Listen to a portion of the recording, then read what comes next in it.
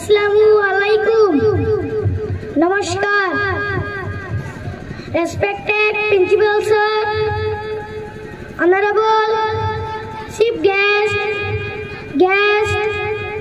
teachers, guardians, elder brother and sisters, and my dear good friend.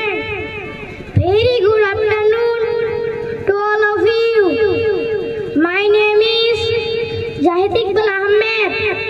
I am studying in Standard 2. I am going to deliver a speech on the topic mother.